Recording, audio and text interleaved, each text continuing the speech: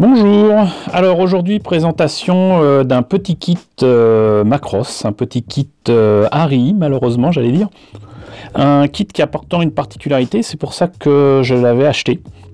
Parce que dans les années 90, dans les derniers soubresauts de la société Harry qui tentait de fonctionner autour de la licence Macross sans pour autant pouvoir profiter du titre Robotech, ils avaient sorti des jouets, ils avaient réédité leurs maquettes avec parfois des modifications comme ici.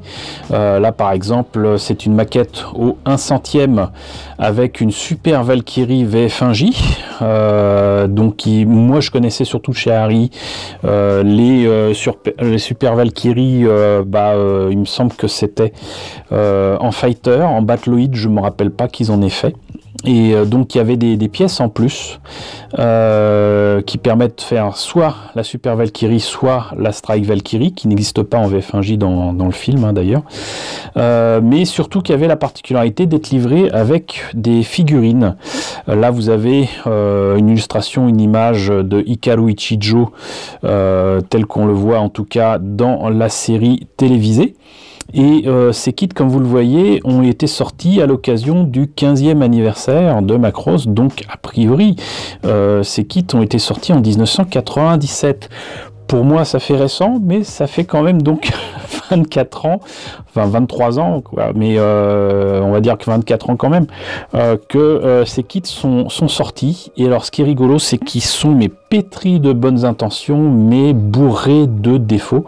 Ce qui fait que pour certaines rééditions, je me suis quand même penché sur la possibilité de prendre certains kits. Pour d'autres, je l'ai pas fait. Voilà. Mais donc vous voyez déjà que très clairement sur la boîte, c'est une vieille illustration qui a été modifiée. Il y a beaucoup de choses qui vont pas dessus. C'est pas terrible. Vraiment pas terrible.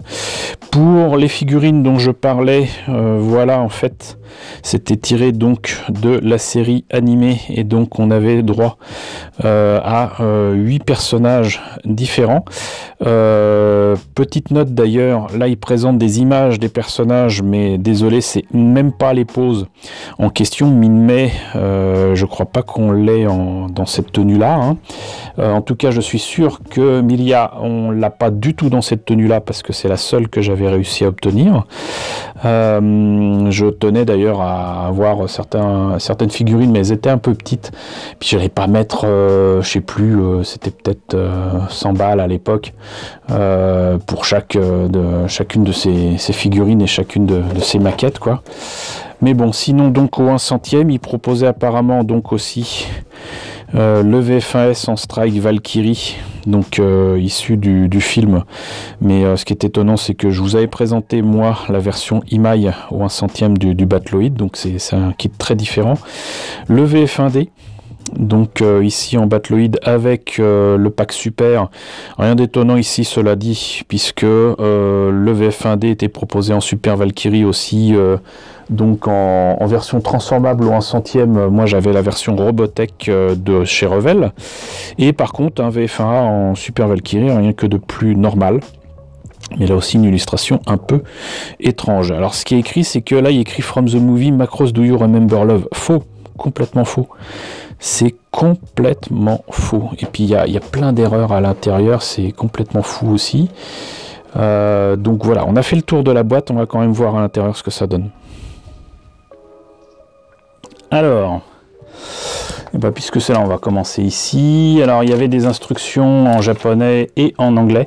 Il y a plein de trucs qui étaient écrits en anglais et parfois avec des grosses erreurs qui prouvent qu'ils visaient non pas que le public japonais, mais très clairement le monde entier, surtout les États-Unis, avec le public Robotech. Pour moi, ça me semble évident. La planche de décalco, donc la voilà, pas génial. On voit bien que le blanc a quand même vachement jauni pour un truc qui est pas de 82 mais de 97, c'est bof. Là, la notice, donc les pièces en présence. Là, on voit bien les grappes qui ont été ajoutées. Donc le montage, équivalent à ce que je vous avais présenté déjà du VF1J ou un centième. Je vous avais présenté le VF1J, il me semble que c'était en Battloid, en Gearwalk et en Fighter. Le lien ici. Donc, maquette à l'ancienne. On colle, on ponce, on prie. Même les canons laser autour de la tête ne sont pas articulés, c'est d'une seule pièce. C'est absolument lamentable. Mais c'est pas pour ça que je l'avais acheté, encore une fois. Donc là, les bras, les pieds, donc les jambes, on met le tout, même le gun pod est en 2 pièces, quoi. Et là, donc, ça explique que vous pouvez faire soit le Super Valkyrie, soit la Strike Valkyrie. C'est à vous de voir si vous voulez inventer un VF1J Strike Valkyrie, alors qu'on ne voit pas de VF1J dans le film, c'est à vous de voir. Sinon, là, vous voyez qu'il écrit Numbers in Art Decals. Donc, bon, déjà, ça ne veut pas dire grand-chose, mais surtout, vous aurez compris que ça voulait dire Numbers. Et Figure Main Cast in Macross, il écrit Each kit contains one of 6 figures. Moi, si je sais compter, il y en a 8. Et là, par contre, vous avez la photo de... Donc, alors finalement, on a effectivement Minmay en maillot de bain. Mais vous voyez que Miria, c'est absolument pas la tenue Macross qu'elle a, mais une tenue de pilote zentradienne. Et c'était tout petit, si je me rappelle bien, c'était à peine plus grand que ça, quoi. Mais bon, donc j'avais réussi à avoir que Miria, si je me rappelle bien, et absolument pas Chiron, qui m'intéressait le plus. Qu'importe. Donc, on va souffrir un petit peu en voyant les pièces. Par contre, pour un kit de 82 qui était réédité en 97, c'est pas mal. Il n'y a pas de flash ni rien.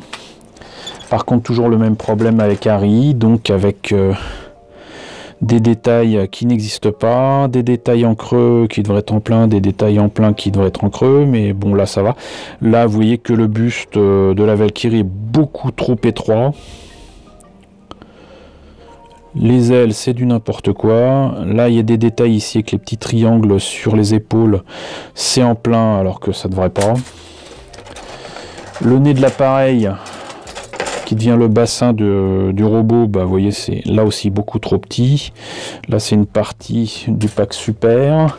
Il y a quand même les polycaps pour l'articulation. Comme je vous le disais, donc, la tête, c'est là aussi du n'importe quoi. Parce que non seulement les canons sont pas très beaux, mais sont très fragiles, mais en plus de ça, vous devez quand même poncer pour pouvoir avoir la partie, on va dire, ronde, qui est supposée être articulée et qui là ne l'est pas. Donc là, c'est les pièces supplémentaires qui m'intéressaient aussi quand même pas mal. Et même défaut pour les jambes ici, hein. Et là, du coup, on se retrouve avec pas des pièces en plus, mais presque, qui permettent d'avoir le pack Super ou Strike Valkyrie. Voilà. Et encore une fois, c'était la curiosité qui avait poussé cet achat-là, pour moi. Mais surtout, la volonté d'avoir les figurines. Mais moi, j'espérais franchement qu'elles soient plus grandes. Et surtout de meilleure qualité. Ce n'était pas le cas. Donc ça, c'était vraiment les derniers soubresauts de Harry autour de la licence Macross. Je ne sais pas s'ils avaient fait quoi que ce soit autour d'autres licences qu'ils touchaient. Il me semble qu'ils avaient réédité peut-être du Orgus, mais il me semble que c'était plutôt Imai qui l'avait fait. Et donc maintenant, le seul moyen d'avoir ces maquettes Harry, en réédition en tout cas, et pas vintage, c'est avec les rééditions de Bandai, et notamment avec des Destroid. Voilà. Et écoutez, j'espère quand même que la présentation de ce kit un peu curieux, cette petite curiosité autour des kits Macross vous aura intéressé. N'hésitez pas à me dire ce qu'il en est dans la section commentaires. N'hésitez pas à liker, c'est très important. N'hésitez pas à partager, n'hésitez pas à vous abonner si ce n'est pas déjà le cas. Coucou aux nombreux abonnés qui nous ont rejoints ces derniers temps. On a dépassé les 4000 il n'y a pas très longtemps. Encore merci à vous de me suivre. Coucou aux grands anciens qui me suivent depuis 5 ans. Merci à tous de votre fidélité. Merci à tous de votre soutien sur Tipeee et sur Paypal. Surtout, prenez soin de vous. En ce moment, il fait très froid. Et finalement, c'est pas plus mal qu'on soit confiné. Je vous laisse avec la liste des contributeurs de la chaîne et je vous dis donc à très bientôt, je l'espère, pour une maquette Macros plus jolie.